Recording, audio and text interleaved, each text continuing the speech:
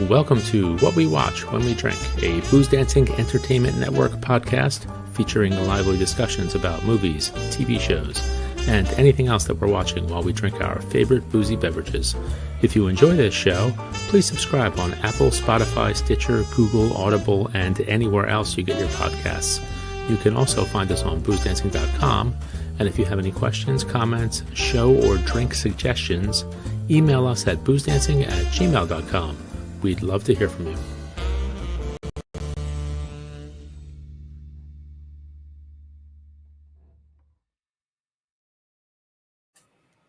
We are live. We certainly on are. Booze This is going to Dancing. be a lively discussion of the show. Oh, it's going to be. Yeah, Jesus, we have somebody's a in rare live- form tonight. Oh, it's going to We be. are in rare form. Boy, am I. As a whiskey This is before Wednesday. the drinking. Once the drinking This starts. is pre-drink. This is pre-gaming. Jesus. Jesus. He also we are didn't live. like the show. We are back. What We show? are What are you live. talking We about? are back with another episode What We Watch When We Drink on the Booze Dancing Entertainment Network. We are live on YouTube, stream. Where else we are? Streamer. Shall I say this? Yeah, you should say it. I never remember. Okay. Where are we? We're on Facebook, LinkedIn, YouTube, and Instagram. Wow, that's a lot of places. We are live from coast to coast, from the longest undefended border to the Baja California border, and all parts in between, because we all love whiskey. And if you're not liking whiskey, then you need to strap on your big boy and big girl boots and saddle up, because we're drinking whiskey. We've got another, Howdy. and Mikey's got a howdy shirt. Howdy. We've got Not just a any howdy howdy shirt. Hello Kitty shirt. We've Howdy got another Kitty great shirt. episode. What we watch when we drink. Just a reminder, we're the unofficial podcast of Unbearable Heat, which is a trademarked term, I believe. Which, if you are near the home office in the Philadelphia tri-state area, like my partners, you completely understand. It's the dog days of summer, baby. And baby, it's hot. It's really hot. How hot is it? It's so hot. The cows are giving evaporated milk. That's hot. Hey now. All right. Before we get Very good, rolling, Very It's good. just good classic joke construction. Uh-huh. that's right. Before we get rolling, and don't forget to check, I want to remind everybody, don't forget to check out Mike and Gilo at the Murder Table, where they do all kinds of reviews of whiskey, beer, whatever they got on the table. You'll be glad you watched on Instagram and all those same places. Wherever we can watch all those antics of my friends here. Gentlemen, how are we? We are okay. We are okay. We are okay. I don't even know what Living the episode dream. number this is. Just live the dream. 64, I think. 64? 64, is that right? 64. Wow, look maybe. at that. Sounds about right. We're in the 60s. Literally, I am in the 60s.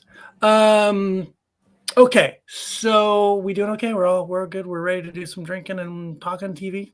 Yeah, Sure. some of us are ready to do more drinking than others who Okay. are more willing to talk about TV. So let's start with what we're going to be drinking tonight. Just Yes. in general, we are going to be sampling through 3 different single malts from the Lochlea Distillery in Scotland, the Lowlands, courtesy of our friends at Impex Beverages. Thank you to Sam Filmus and company for sending some samples to us our way. Much appreciated. And we will hop into one of those in a moment. And we will be talking about a TV show that Mike absolutely loved. It's on Netflix, starring Shane Gillis. Yes. Is that his name? Shane Gillis, called Tires. That has second season just dropped recently, and we'll be whacking through that thing shortly. At least 2 of us will. That second season should drop like a Russian oligarch. Hey now. All right. So why don't we, before we hop into the show and talk TV a bit, we are going to have some whiskey. How's that Let's sound? do that. We're going to We do like the first one, right? The Correct. Our Barley. The Lochlea Our Barley Single Malt, which Angie can tell us a little bit about it while we're pouring. Sure. This is the Our Barley by Lochlea Distillery. John Campbell's masterpiece. Our barley is our ongoing core single malt expression, which sits alongside our seasonal limited editions. Our master blender has honed this recipe, and with a combination of bourbon, sherry, and STR casks, there is a whole new level of depth and complexity to the final whiskey, bottled at 46% ABV. Very nice. Now, one thing. John Campbell has since left, right? Luckily, he has left. It's very odd. I was looking at the website. It definitely says he's. It said there's a picture of him as part of the team. It mentions that he had sort of gone. He's here for the distillery in California now. So I don't know that he has any part of Lochlea anymore. Hard to tell. Maybe a cheers. Cheers. All right. 1, 2, 3. Yeah. All right. All right. We're going to go in and see what our whiff brings us. It smells delightful. Barley single malt. Now, I have a little hot, a little woody. Woody. Hey, Woody. Like Toy Story? Like Toy Story. It smells like a pull string toy. Yeah, you did, man. Yeah, there's a snake in my boots. There's a snake in my boot. By the way, somebody poisoned the water hole. And then they drank out of the water hole, and then they wrote the episodes of Tires. Damn, that's cold. Sorry, Shane. Cold.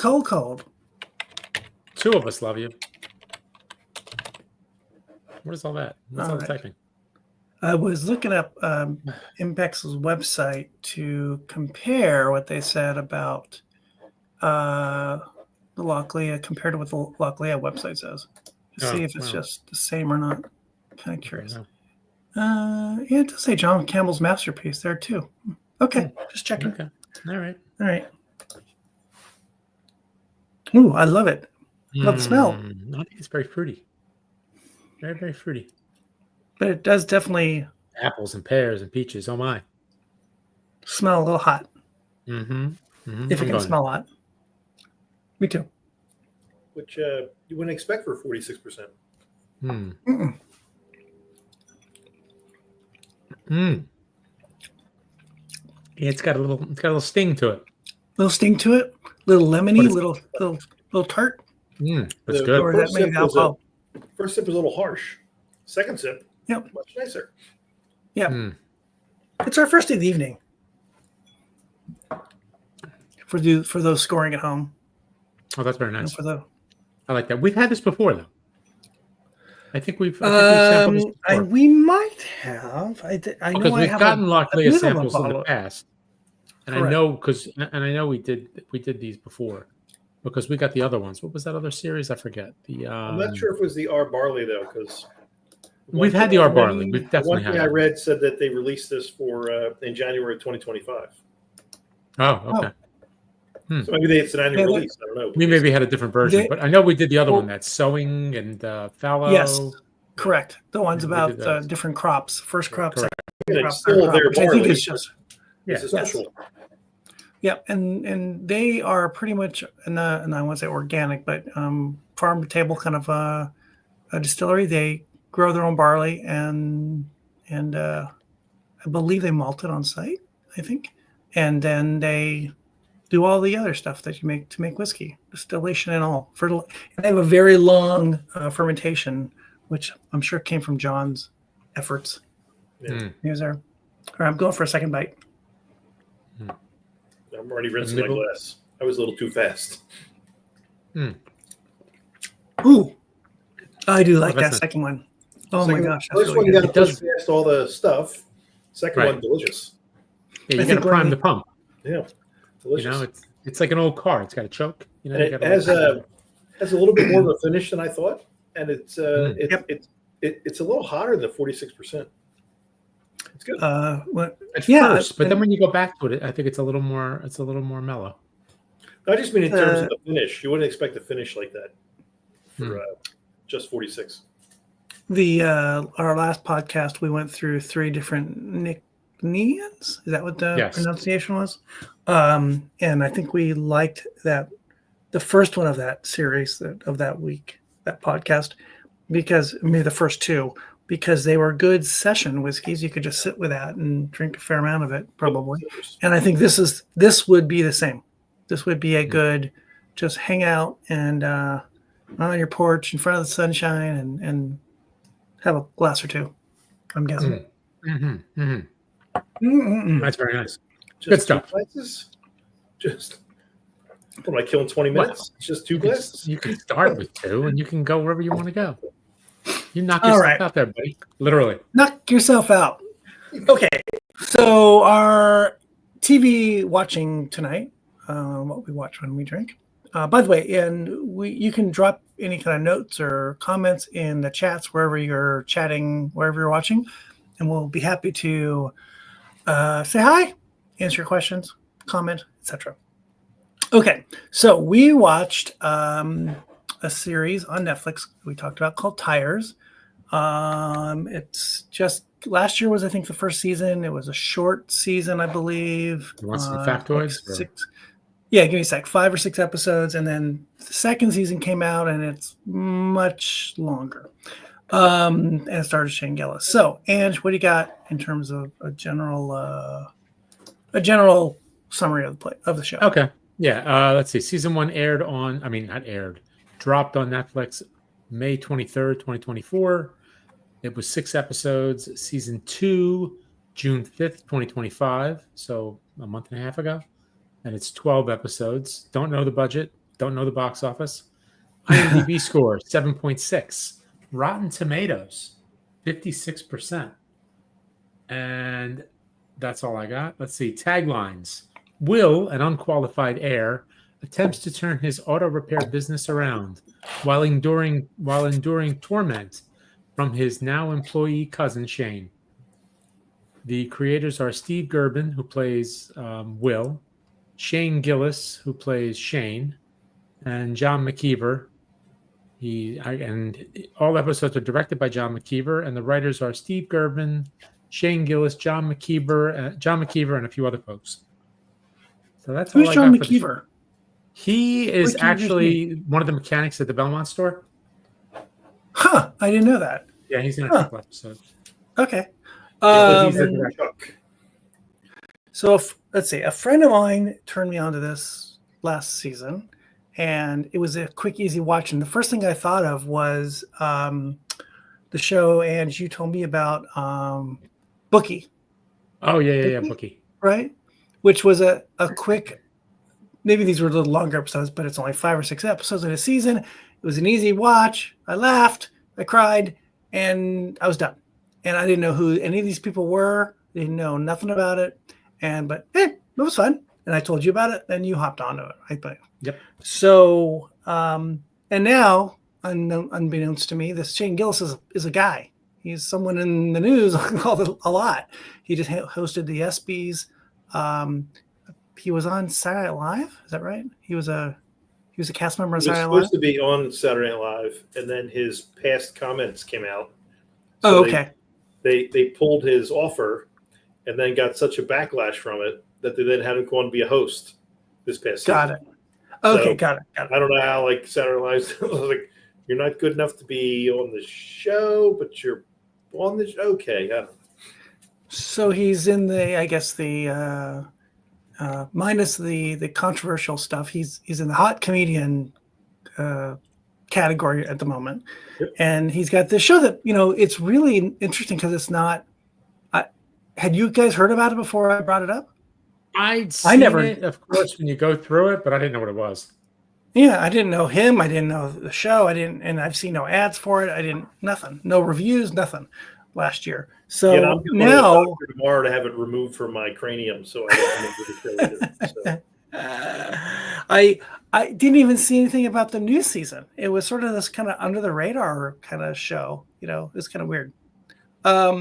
So Angie gave us the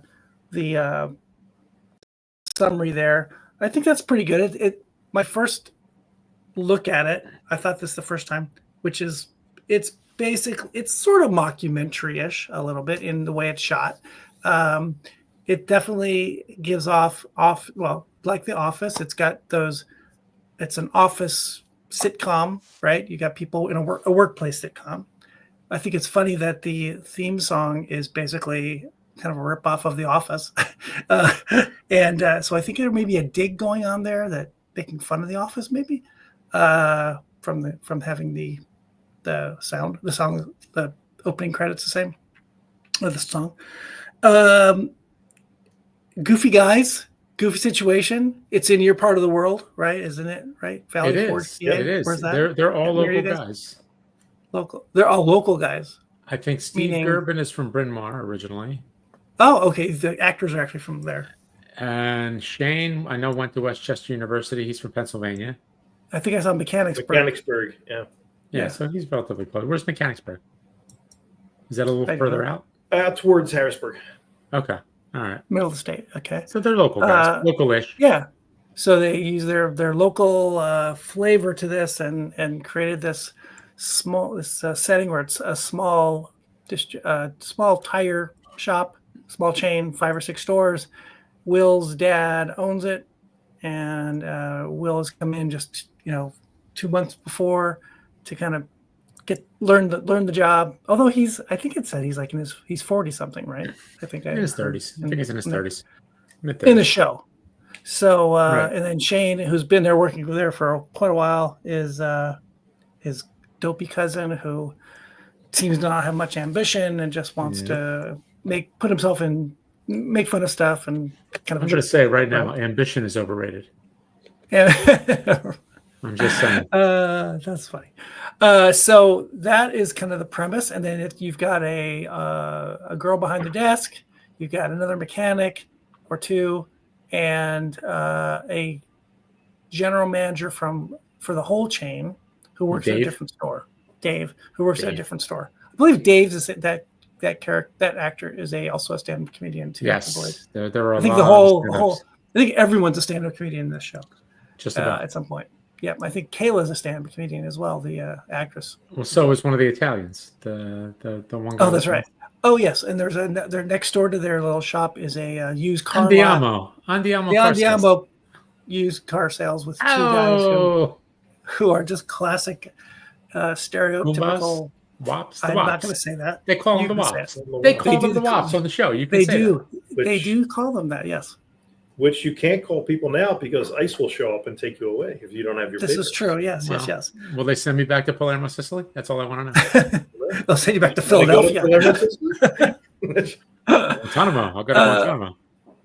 So that's the basic premise, and Will is trying to right the fortunes of this this tire chain.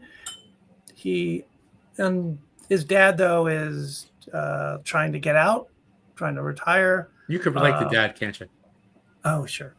And wants to move on, but Will wants to come up with a big splash idea. He has great ideas, but not really great about how to make think them out and then pursue them. So it gets them on Will's part. Poor execution, and it gets them in a lot of trouble. Wow. So I think the big thing is he's not trying to save the company for any altruistic means. It's just that his dad's given him a lifeline as this is his last job. And if the place gets sold, he's obviously got to work. So he's trying to come up with the home run. And as you said, he doesn't do well. And you got to keep watching the show. It's the classic.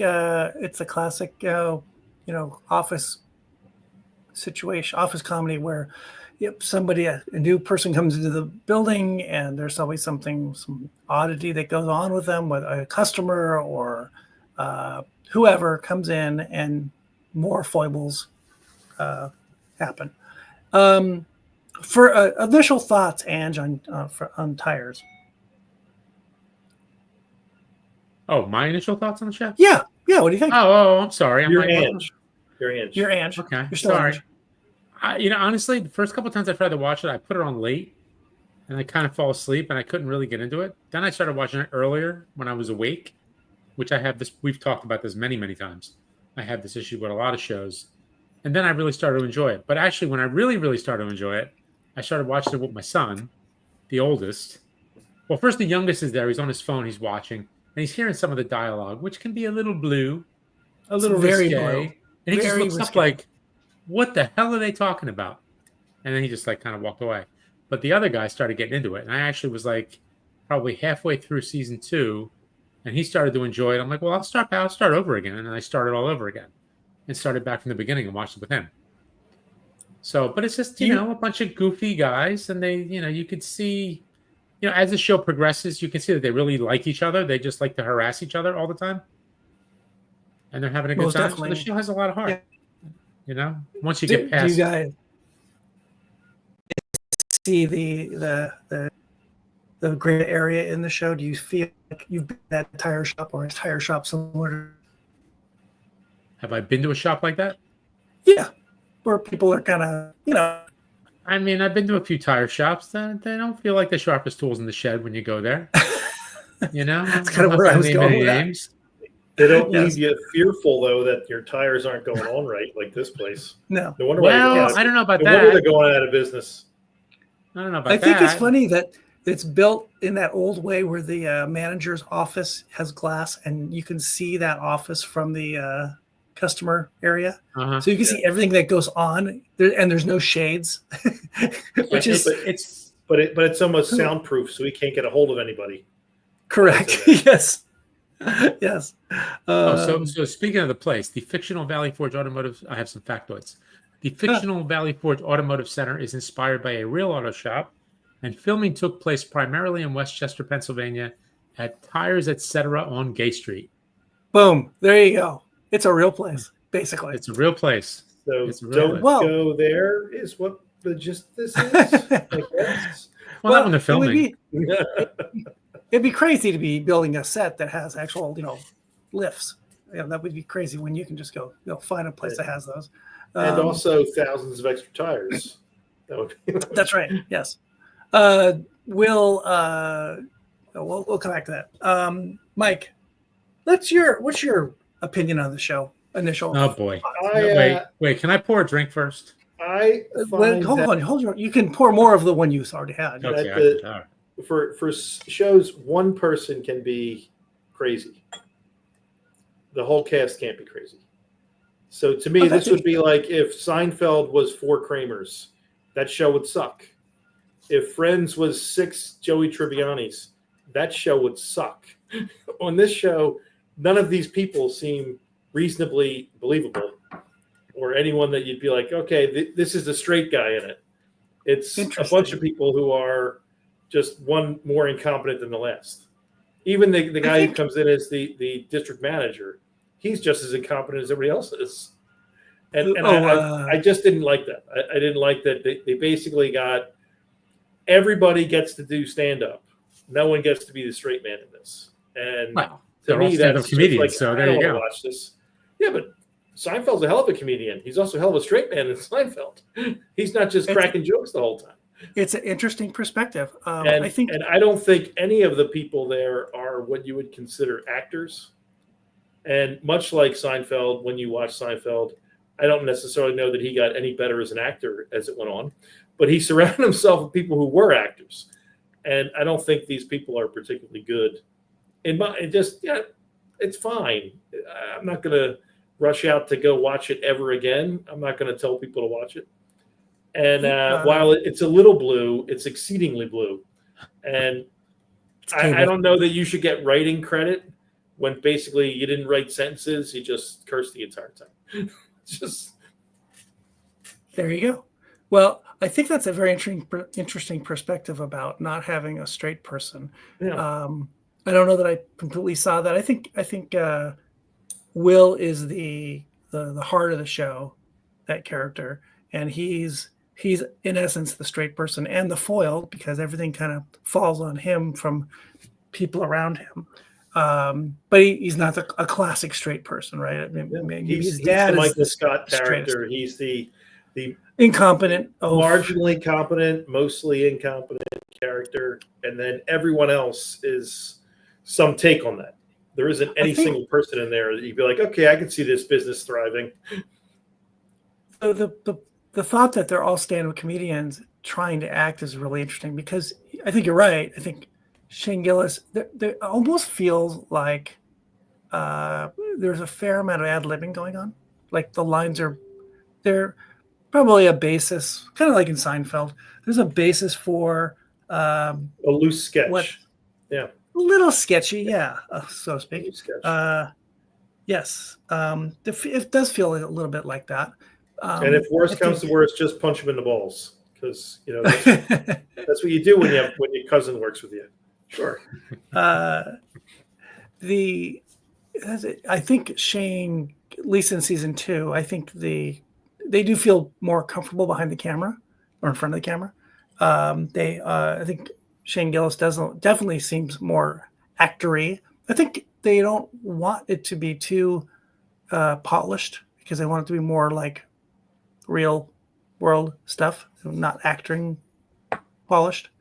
I would guess that's the basis. I see it a little bit like Letterkenny. What did we talk about, Ange, before? It's so like Shorzy, but Shorzy, the acting's better, I think. Right. Much better. Even though I don't think a lot of those guys are actual actors, actors in a traditional sense. Some are actual hockey players. Shorzy, there's a couple of people who are, the incompetent, zany, madcap character. You're right. The entire cast. This is true. Yeah, that's true. And they also have unbelievably attractive women in. This is true too. Yes, this is true. In Sudbury. My initial thought, again, when I saw it, was, I think maybe the NSFW stuff was a little bit, whoa, but it's Netflix. You can see all kinds of on Netflix, right? And I was laughing. And then when I rewatched it, actually just before the second season started, no, just recently this week, it even felt even more at home to me. It felt more comfortable. I wasn't as jarred the second time, and but I definitely laughed out loud a lot. And the second season, I think, I don't know, Mike, did you watch the second season? No.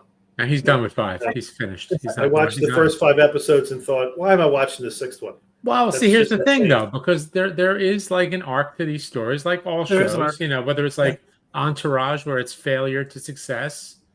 It's the same thing with this one. And they do figure things out. On my way to the Oasis, I just laid down in the sand and wished for death. Where if I just crawled a little bit further, I would have got to the water. Is that what you're telling me? You would have got there eventually, yes. On top of the fact that Thomas Hayden Church comes in, and he is just so funny. Why don't we hold off there? And we'll before we start naming names. Circle back. And we'll circle back, and we will move on to another whiskey from Lochlea. Whiskey number 2. Maybe it'll calm that guy down, a little more booze. Is that what you're saying? Let's get him drunk? That's what I'm saying, yes. Again, thank you to Impex Beverages for the samples. Again, this is what we watch when we drink. You're watching it live, hopefully, or you'll see it or hear it as a podcast for download in about a week or so. This is the small batch release of what we're doing, the STR cask. Yes. Correct. Okay. Whiskey with a 6. Now we are moving up in numbers here. Yes. We went way up. We went up 33%. The big 6. That's pretty good. Is that? Oh, I guess the small batch makes sense. Is that accurate? That number? Is it not a mistake on the label? I'm gonna go on the website. Let me take a look here. Which one is this? This is the no. You know what? The website says 46. Wait, hold on a second. Am I reading the right one? U.S. exclusive small batch. Oh no, I'm sorry. Wait, this is the small batch STR, right? Yeah, small batch release STR. Yeah. It says on the website 46. It does say 46. I see that too. Well, let's take it. Let's see what we think it. Let's see what we got. We'll right. We'll split the difference. Okay. Shall I read a little bit about it? Please do. Okay. Our small batch bottlings are exclusive to a particular market. In this case, the USA. Import partner Impex Beverages have selected 3 casks, which were married together to create a truly unique Lochlea expression. This whiskey was first filled into refill bourbon barrels, then double matured in American oak STR casks, a combination never seen from our distillery and never to be repeated. This limited edition is a beautiful snapshot in time in the progressive journey of Lochlea. So there you go. Lochlea, by the way, is the what's, home. what's STR again? Shaved, toasted, and recharred. Yep. Right. So what do they do? Take the barrel, they scrape out the old stuff, then they toast it again. Correct. Well, I think they break the planks, so it's just I don't know. slats at Maybe. that point, and then they shave off the layer, and then they redo everything to it, toast them and char them. It smells light. It smells very nice. I was going to add that the Lochlea Distillery is in where the home of Robert Burns, famous Scottish poet, was. Yep. Interesting. From 1777 through 1784, that's where he lived. I'm getting a touch of clove on this one. Maybe. Then again, I had shawarma tonight, so it could also be the cumin. I can't tell. It's pretty light on the nose. This seems like it's hotter than 46. I went in. Oh, that's interesting. But then I'm very delicate, so you never know. Are you? They are. No wonder you can't watch this. I'm getting more of those same fruits notes that you were getting with the first one. It seems a little richer on the nose, like you know what I mean, just like a little more fruitiness to it. But I'm going for a taste. I don't think 40 is correct. 46? You think it's 46? I think it's 46. A little. I don't think it's 60. Oh, I think it's. I think it's more than 46. But hey, what do I know? Do you? It definitely tastes.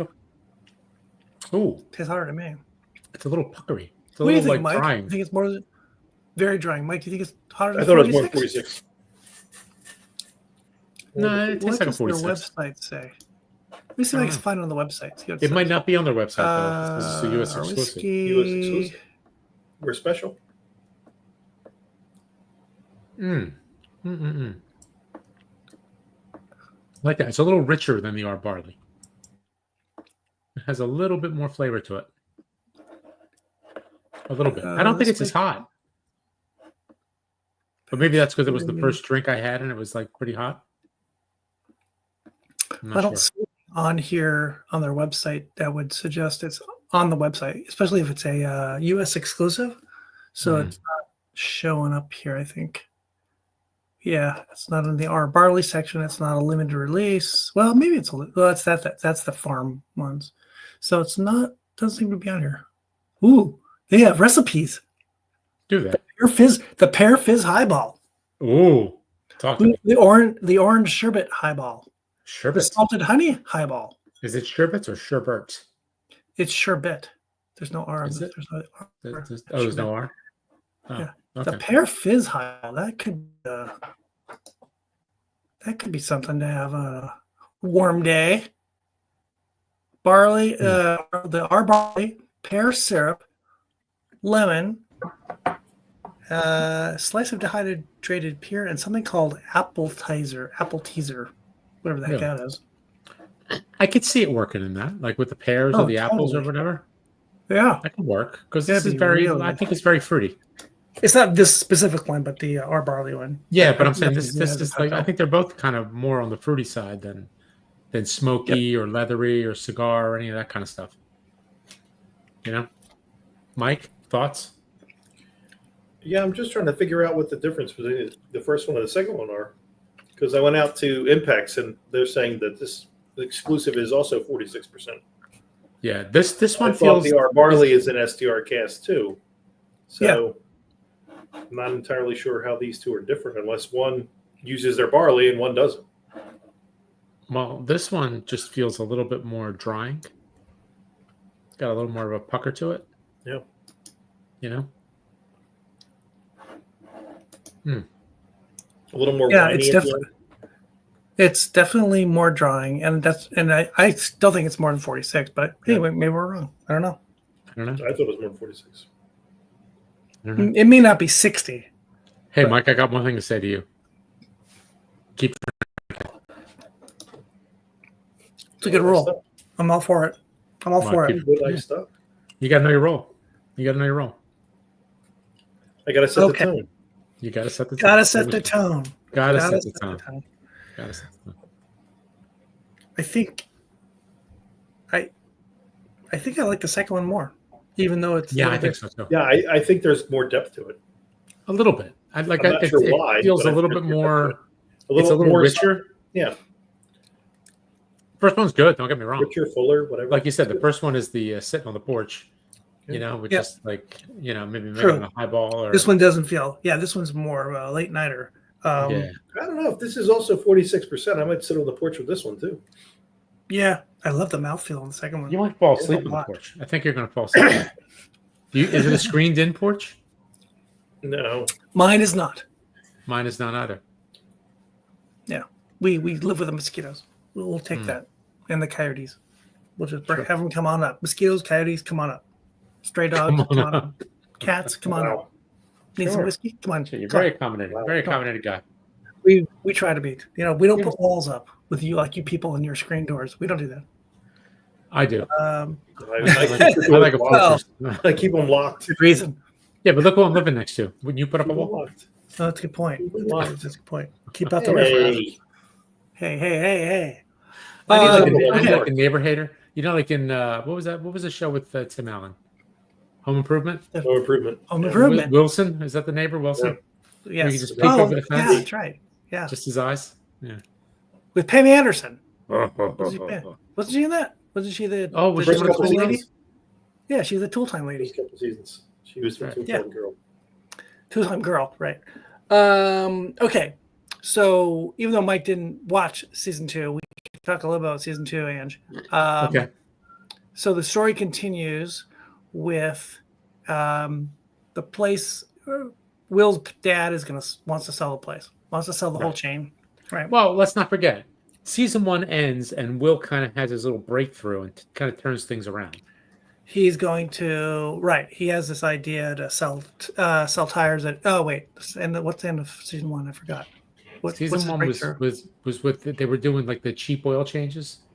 Cheap oil changes, right? $9.99 oil changes, right? And then they switched it. They had their new and then you'll upsell. Then you'll upsell the tires, right? Right.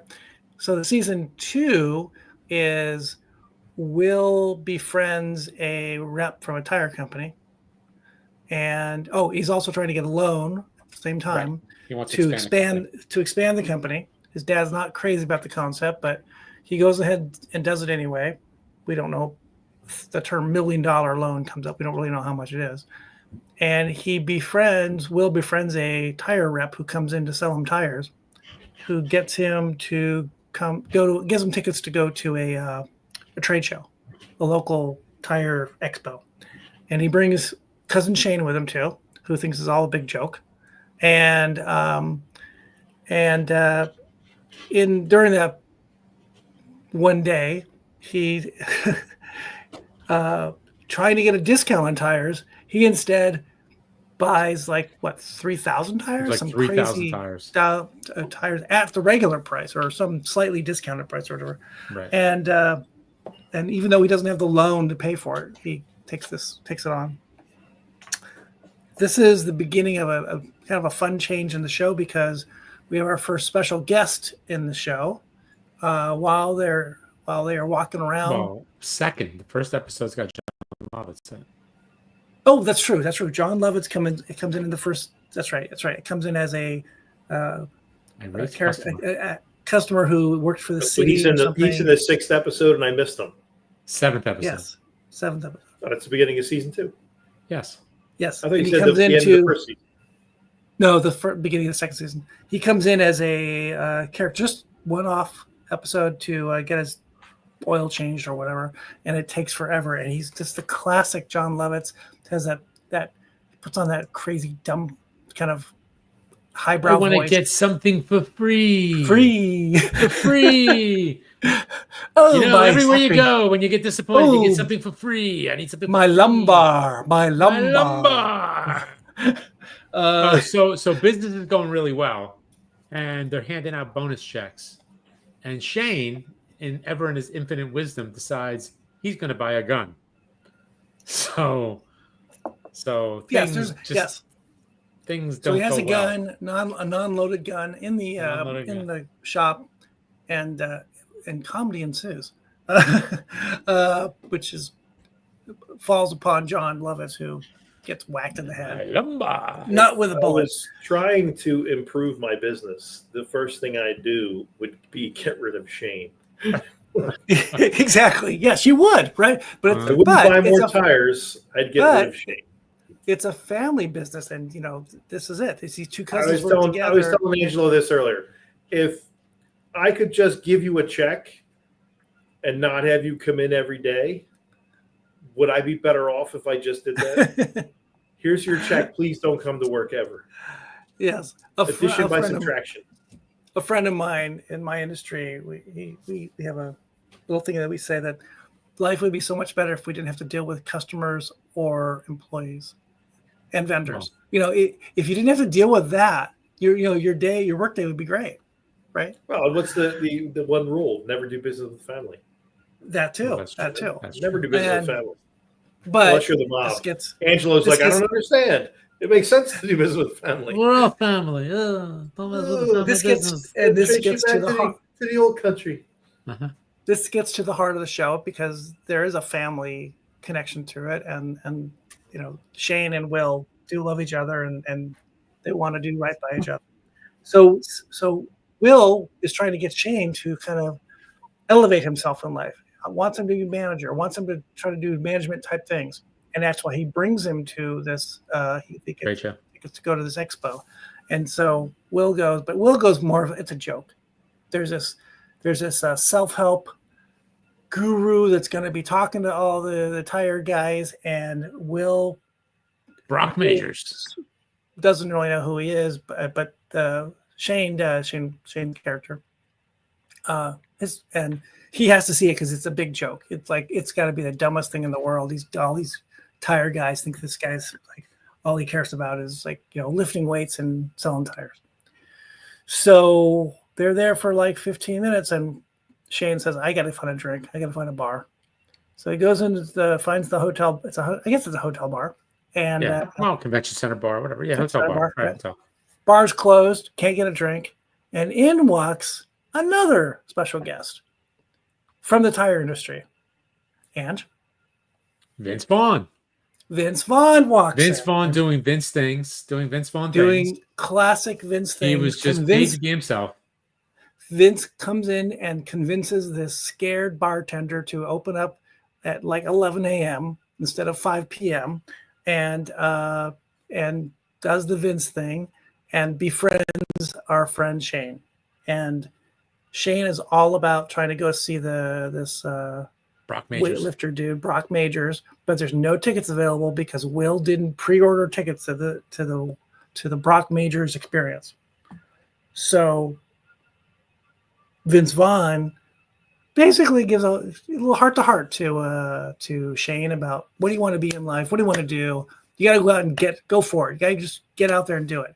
And so it kind of pushes him out to the convention space to hit up every tire shop, every tire booth, tire company booth, to find these tickets, because that's all he cares about. All he wants is to get free tickets to this Brock Majors thing. And ultimately he doesn't, but he kind of changes a little bit. He kind of puts on the persona of being a manager. He's talking up all the folks to all these different booths. He doesn't get the tickets, but Will finds his tire guy at True Tire and has a long conversation with him. And the guy is not a very good salesperson and needs a real big sale. And Will says, I'll take all these tires. I'm going to take all and get free tickets to this show. Big deal, right?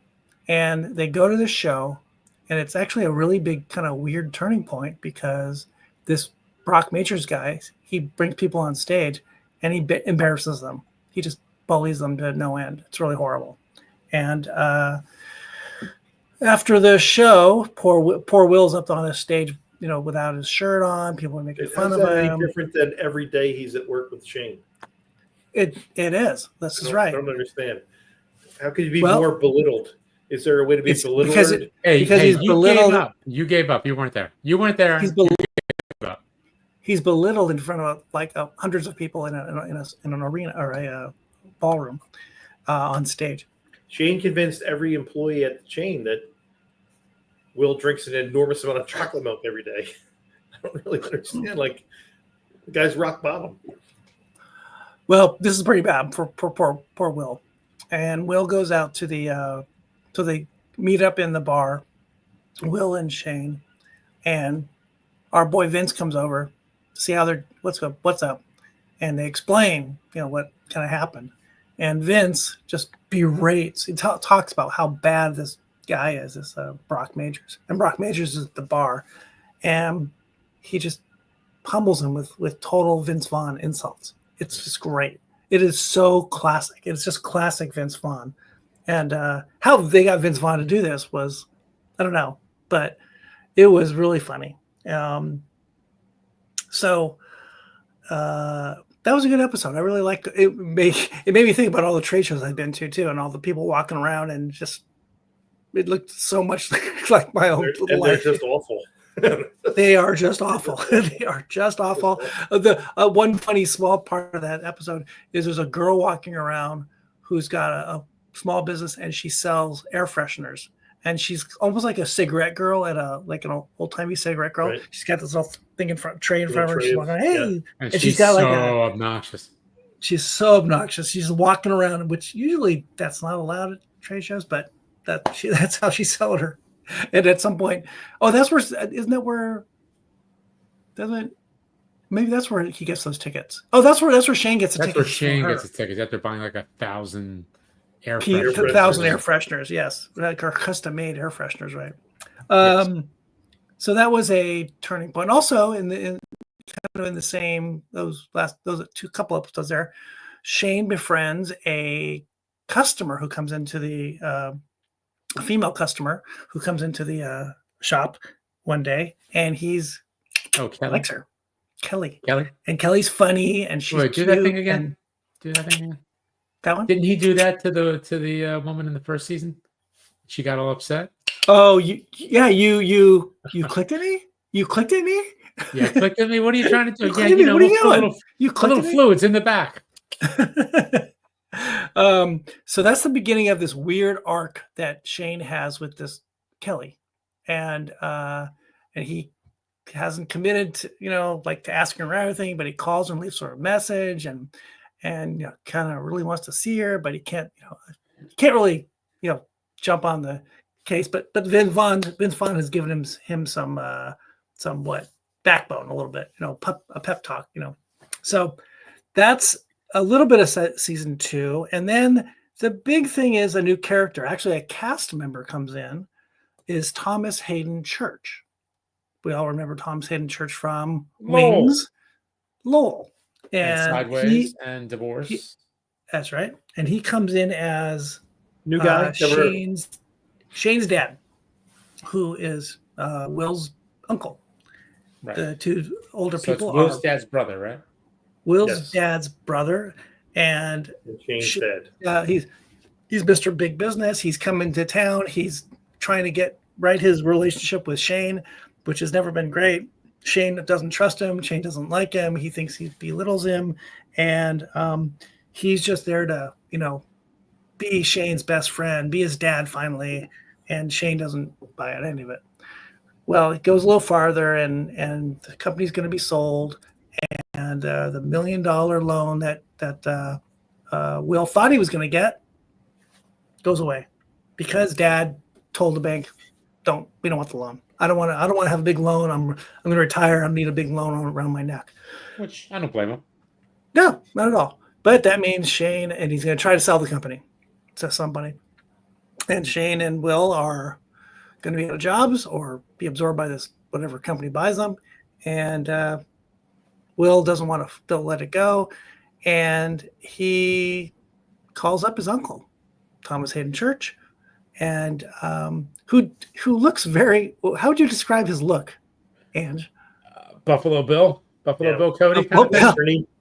Westerny, yes, but more like but a little slick, little 70s porn star. Pat Riley-ish from the 70s. Yes, that's what I was thinking of. Yeah, definitely. And Thomas Hayden Church puts him through. What's his name? I think his name is Phil. Isn't his name Phil? Yeah. Phil tries to, put Will through the test, see how serious he is about, getting into business with him. And ultimately what he decides is he's going to buy the company. And that way he'll always be locked into Shane. Shane will always have a job. And he's taken companies and turned them upside down and turned them over and made them profitable. And so that's another turning point in the show, that his dad sells the company to his brother. And now it's up to Will and Shane to kind of make and he gives them a little percentage of the company too, Phil. And now it's up to them to kind of figure out this $3,000 tire purchase. And Will comes up with the idea to sell these things sell them at cost. Sell them at cost, get people in, and then upcharge them on all the other stuff, right? Upsell them. So and it's great. Made the disaster for the first episode, but now he's rolled it out to all the locations. Right. And that's just, it's like things are really flying. Well, without giving too much away, there's an issue with that. And it gets a little, it goes upside down. And then you can see that's how it's going to be in this, they're going to do ups with the company, and there's going to be downs with the company. There's going to be great ideas, and then they fall apart. That's how it's going to be. And that's the big one there. And then towards the end of the season, they can't sustain this for various reasons, and it doesn't look great until another great idea comes up, which is another Hail Mary. Another Hail Mary that comes up at the end of the season. Bikini car wash? No. That was in season 1. That's not an is annual. That season 1? That's not an annual. That's idea? season 1. But that's what they figured out, upselling the tires, though, right? That's not an annual. That's right. That was upselling the tires. Yes. So again, it's an office comedy, and this is trying to keep these two cousins working, and Will has the gumption to keep going and keep fighting, and Shane kind of has a change in season 2 to want to be more, want more for this place, and want the place to kind of thrive, and regardless of his dad. Be a better man. He does want to be a better man. And Thomas Hayden Church, I think, is a really good addition. I mean, I didn't realize it was going to be. He's terrible. No, hysterical. Hysterical. Yes. He's so good.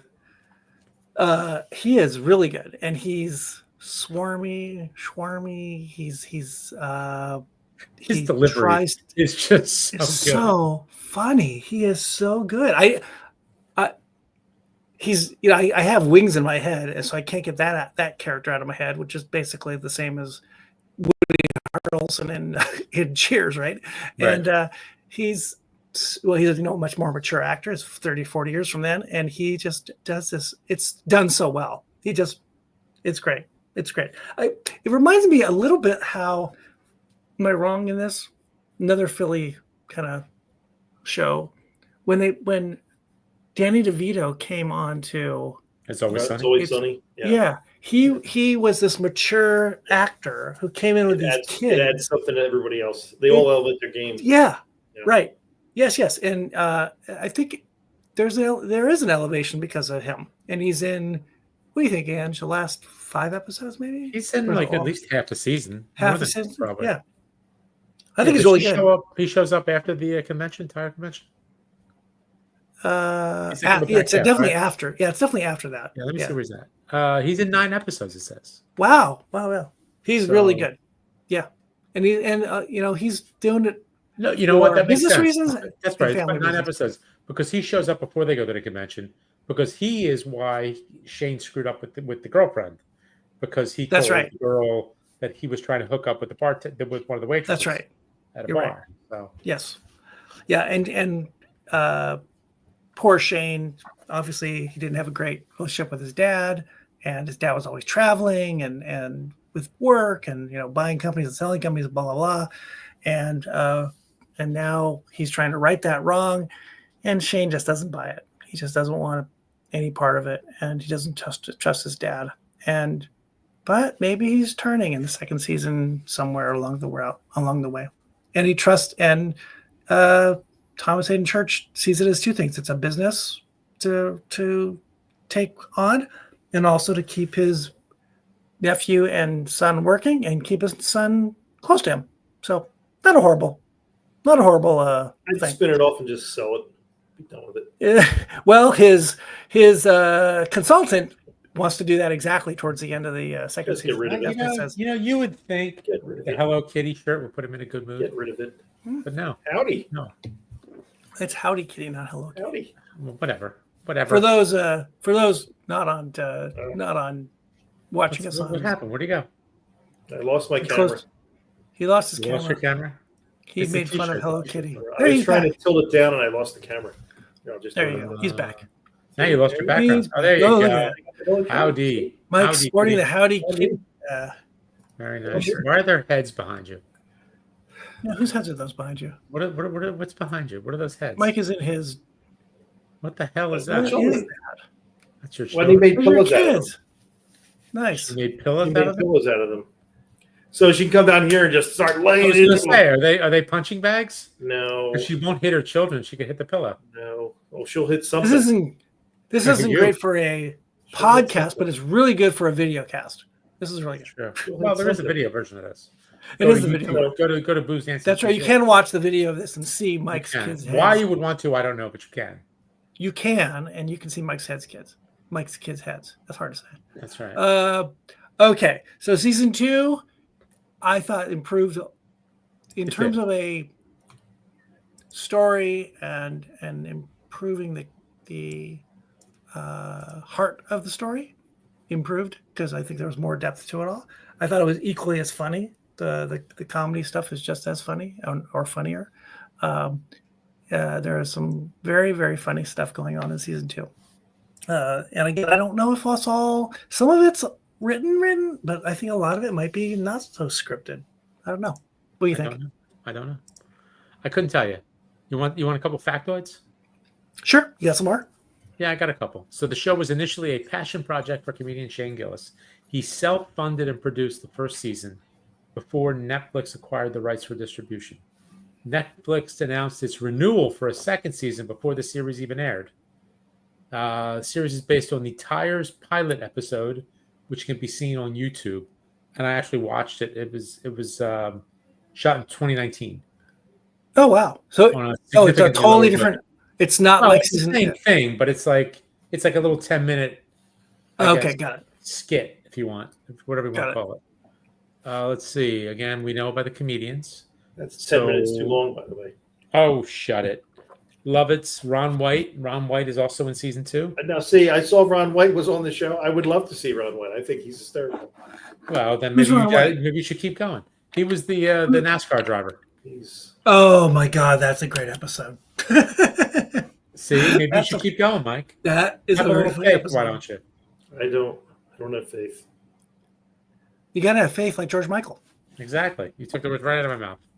And then there No, is it's just sad. Stavros Halkias. He's Dave. Oh my God! I just like the name Stavros. I think that's great. And he's a comedian, right? Yeah, he's a stand-up guy, and then the one guy, one of the Andiamo boys, the taller guy, Andrew Schulz. He's also a comedian. I think they both are.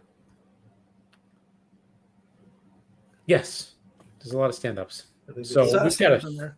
Should we? Which I should we think- do third whiskey. Which I think goes, yeah, but I think it goes back to what Michael said about maybe the acting abilities. You know, these aren't like classically trained actors at all, and they're just probably doing this somewhat to not maybe the first time, but some of these guys probably the first time doing some acting, which I think is fine. Yes. We'll pause here, and we're going to come back in a short second after we talk about our third whiskey from Lochlea, which is the Cask Strength Series Batch 2 Single Malt. And what you got on this one? All right, Cask Strength Batch 2 is the second in a series of annual limited edition bottlings. Each batch will be bottled straight from the cask without water, like trying samples from the warehouse itself. Cask Strength Batch 2 showcases something entirely new from Lochlea, as production director John Campbell has selected a combination of Oloroso Sherry, STR, and PX casks from our warehouse that work particularly well at higher strength, amplifying our signature fruit, nut, and cereal flavors. This whiskey opens with I won't go into the notes. That's it. So combination of Oloroso Sherry, STR, and PX casks, 60% ABV. There you go. It's a 6. This is the whiskey with a 6 that Mike has been dying. It doesn't Dying smell any for. hotter than the other ones, though. It's what? It doesn't smell any hotter than the other ones. Ah, see? It's maturity. Oh, I don't know. I just got a huge waft of vapors on this one. Oh, that's a hot one. Am I wrong? Chocolatey? Cocoa-y? Coconutty? No. Coconutty? That's Mike. Coconutty. I'm getting like a Bosco. Cocoa- covered cherries. Bosco. Oh, I like Bosco. Bosco. The cocoa bean. He's weak for the cocoa bean. What is the little chocolate? Cacao nibs? Cacao. No, it's a cereal. It's a cereal. What's that? Oh, I don't know. Cocoa Puffs? Cocoa Puffs? Or Cocoa Cocoa Pebbles? Pebbles? No, Cocoa Cocoa. Pebbles? No. I had that one Break it up. time. Buy a box. All right, I'm trying to get in this one, but it's hot. It's a little bit hot. That's a it's nose got burner. It's got some, yeah. Keep your mouths any of open that. while you're smelling that stuff. But there's a lot of interesting I'm gonna have aromas to in smell there. for a taste. It's dark too. This one's really, really dark.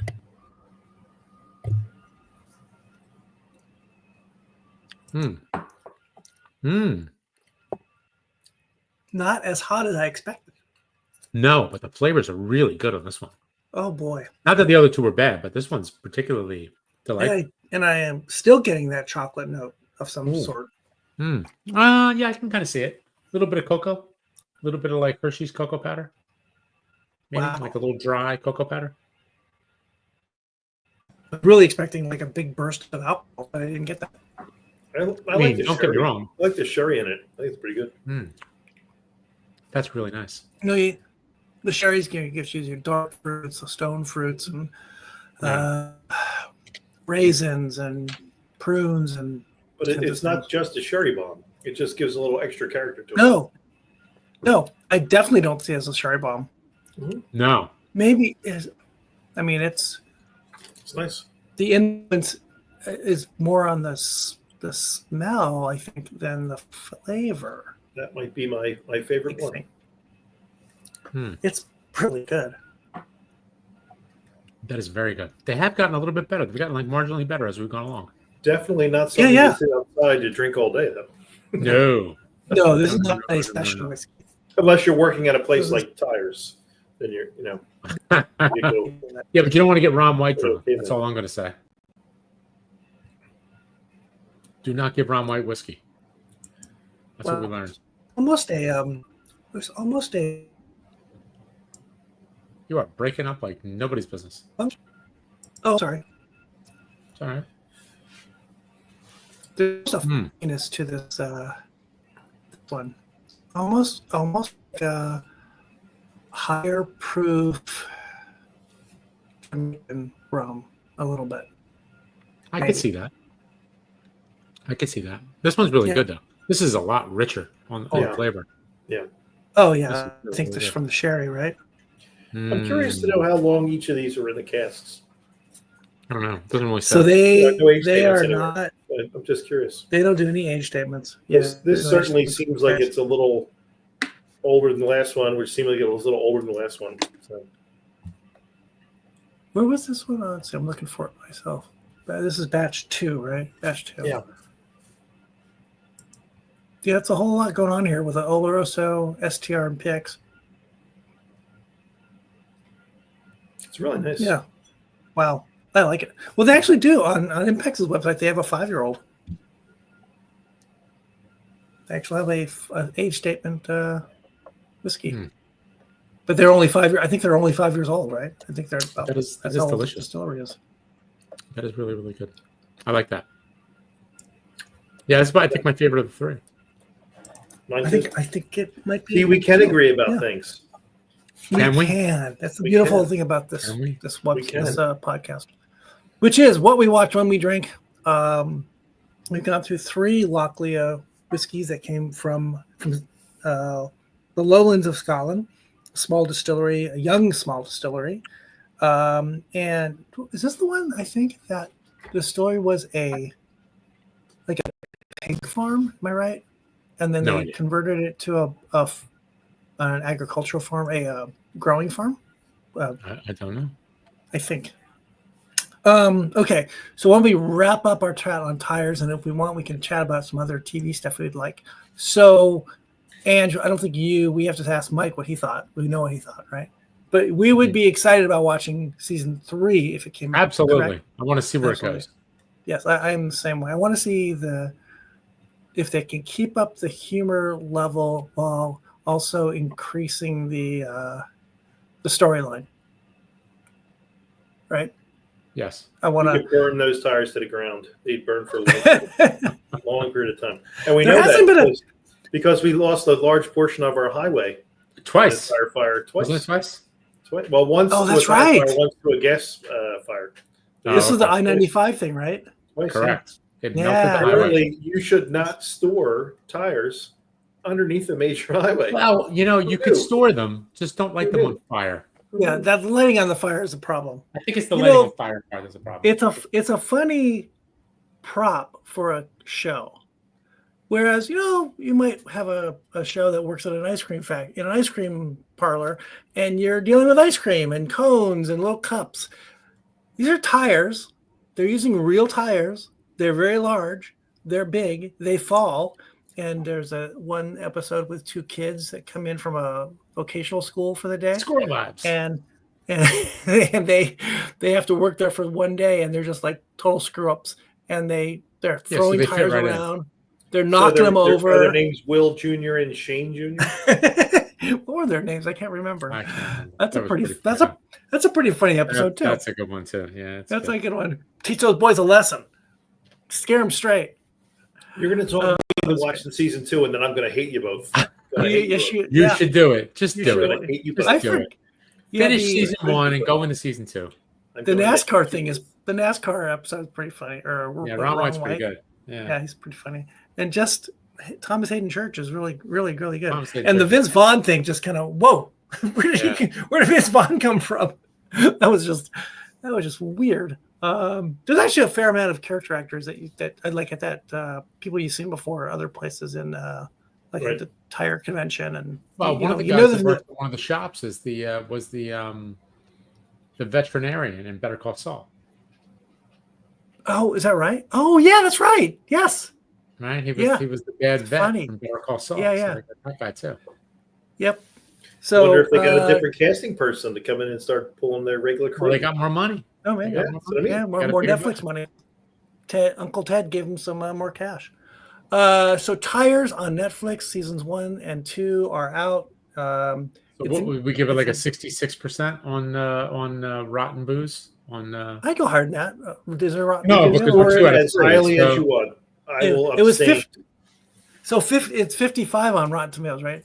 We're higher than that. Oh, way higher. I'm just taking the average. We've got 3 people here, so. Yeah. Oh, that's true. That's the entire time we've been doing this, I just going out to Rotten Tomatoes to get them zeros. Their scores go way down. Way down. Shane, and what's the other actor's name? Will's name? Oh, Steve Gerbin. Steve and Shane, if you're out there, you're going to listen to this and you hear us, we'd love to have you on. Talk. I'd love to have you on to apologize. I'll even drive out to an apology. I will drive out to Westchester. A lot of good bars. There you go. We got 2 guys from your part of the world. Come on the show one day. We'll chat. What? Plus, I should apologize now because I'm a bot basically. I've driven your Rotten Tomato score. You're in the low teens now. I got my 12 car working with me. We've taken you out. So let's see. We loved it. It was funny. It was good. Can't wait to watch it again. It makes me things like this, like Shorzy and Letterkenny. Even more I like the Letterkenny too. These shows where there's a small cast and they want to, you're really getting inside of a little community. I like that. So we have some time here. The show about nothing is what the best part is. It's a show about a tire store. It's a show about nothing. It's Seinfeld rolled back out. It's a show about nothing. Well, but it's more than that, because I think it's a show about nothing. But here you actually got a family story. There's a I just mean that there's no. At the end of the day, there's no life-threatening things going on here. It's just no. It's a fun little show. We're not trying to save the world here. We're not curing cancer. No, not at all. Not at all. Did anyone have anything else they wanted to bring up in the TV world that they've seen lately that they want to mention? Movies, TV? They went to see the new Iron Man. No. Superman? No. Superman. No. What do you watch? I saw Superman. It was very good. There you go. Somebody saw it. Saw Superman is very good. Somebody liked it. That's nice. I think having James Gunn come over to DC is going to have a huge impact, because the show was actually fun, and we didn't have to go through the long backstory short to see, him going in his pod and being sent by his parents, and Jor-El. We didn't have to see Batman's parents die again, and we didn't have to see this, that, and the other. And much like, the guys we were just talking about with tires, they're all friends and get all their friends to be on the show with them. James Gunn has his usual cast of characters, and Nathan Fillion plays Guy Gardner, Green Lantern. And he is, Nathan Fillion asks, what's he like? And he's like, he's a horrible person. You'd never want to be friends with him. But when it really matters, he comes in and he performs. And that's the only saving grace of the character. And Nathan Fillion played him perfectly. And the guy has the worst haircut ever, probably since No Country for Old Men. That's probably the worst haircut since No Country for Old Men. Really? You mean Javier Bardem? Javier hair. Yeah, the Mo Howard haircut. Oh. Nathan Fillion is sporting the worst bowl cut. It's terrible. Really? But it was a lot of fun. Oh my God! I saw a picture of it. And I can see how he's going to turn this around, similar to how he was able to introduce a bunch of other characters on the Marvel side with the Guardians of the Galaxy and some of the other things he did. I thought it was very good. And the guy playing Superman was very believable as Superman. So I just heard an interview with Nathan Fillion last week, and apparently he was a big comic book kid. A major. He's been jockeying to play this character for years. He's almost too old at this point to play the character, but he's been trying to get someone to put him in the movie as Guy Gardner. And people were like, "Why would anyone pick the Guy Gardner Green Lantern to be in the movie? The other funny. Green Lanterns are better." He's like, "No, I really want to play this guy," and he was good.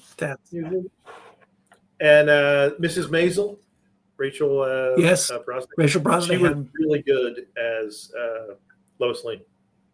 Yeah, and there's a dog. There's a dog. Really good. Crypto. Yeah. Crypto the dog. So I thought it was very good. I can see them turning around the franchise. And it wasn't just Superman. They introduced a few other characters to be part of the Justice League kind of thing, similar to how Marvel has the Avengers. They're going to introduce people to be in this. So it was a nice introductory kind of toehold into what's going to happen next. Well, I'm glad you like something. That's good. And at no point in time did I want to go next door and kill anyone for telling me to watch something. So that was good. There you go. Perfect. Angie, you watch anything lately or see anything lately that you? I've been watching Stick on Apple. Oh yeah. Is that the golf one? Yeah, Owen Wilson and Mark Wilson, Maron. right? Yeah. It's not bad. I mean, it's okay. It's a little what do you want to call it? Ted Lasso-y, but it's very good. It's kind of fun. I like Mark Maron. He's actually really good on this. Is it Owen Wilson playing Owen Wilson? Owen Wilson being Owen Wilson. It's like you hire. It's like Vince Vaughn and Vince Vaughn. Vince Vaughn. You got Owen Wilson doing his Owen Wilson thing. I'm not looking for Shakespeare. I'd have hired Shakespeare if I wanted Shakespeare. Right. Judy Greer's in it. Judy Greer's great. I really like Judy Greer. Judy Greer's fantastic. She plays Owen Wilson's ex-wife. Oh, nice. And she's very good. And Mark Maron, I think, has really gotten really good as an actor. I think he's gotten a lot better. Who does he play in He it? wants to do He more. plays like his buddy. He plays his caddy. Okay. He's like his good friend and all this kind of stuff. So I mean, there's a lot of there's always that backstory with some trauma on both parts, and they're all trying to get through it. So, but it's good.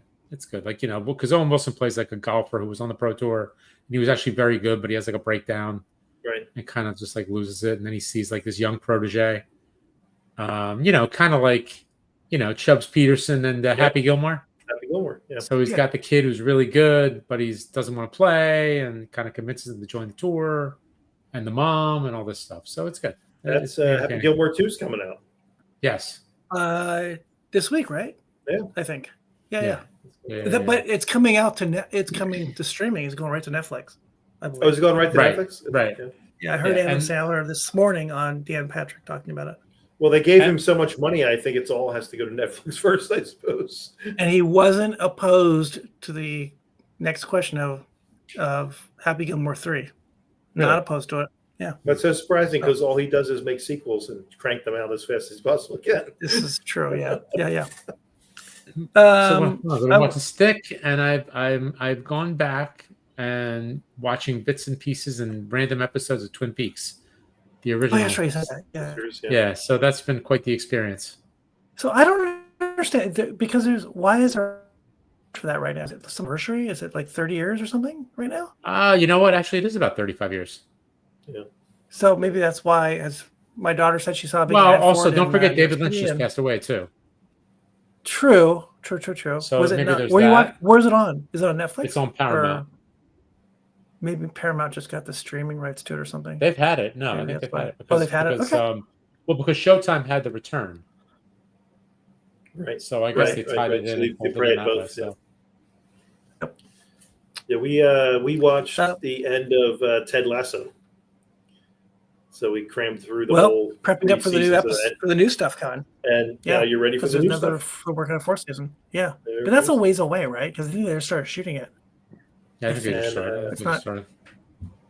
Yeah, I think it's gonna be 2026. Yeah, I just saw this thing that what's that other Netflix show comes out every few years, but the demon. Oh come on. Oh my gosh! Stranger Things. Thank you. Stranger Things. This is going to be the 5th season coming. I gave up after the 2nd. So. Well, let's say it's 10 episodes per season. It's going to be 50 episodes that took something like 8 years or 9 years to put out. Yeah. It's taken that long to put 5 seasons of TV on. Get it out. It's taken so long. She married Bon Jovi's son. That's right. It's so weird. It is just strange how TV is, the streamers just kind of all that money. They can take their time. No one's rushing to do stuff, and not like the old days. And they're just trying to slot the next 6 episodes of something in.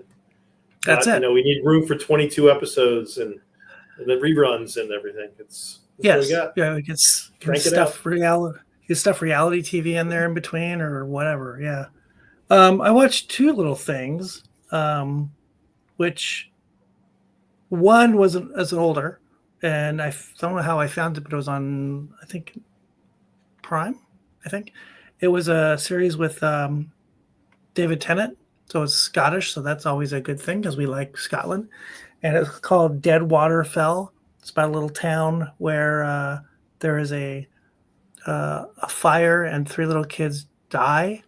And they're David Tennant's kids, and his wife has some mental illness issues, and you follow the story about the whodunit of what happened, and the woman, best friend of the wife who passed away, was from Andrew. I think I told you this. What was it? She was in not Prime Suspect, the show with the other Doctor Who on Apple. I know what you mean. The one that was on Apple. Yeah. Yeah. What was her name? I don't know. We did an episode. Something Cush. What's her actress's name? She was great. I don't. Yeah.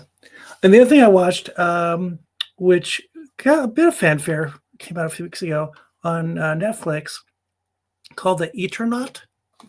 It's based on I think it's a Argentinian comic from the 1950s, like a post-apocalyptic thing where I guess it's Buenos Aires. I'm not sure where it is. All of a sudden, it just starts getting really cold and starts snowing in the middle of summer.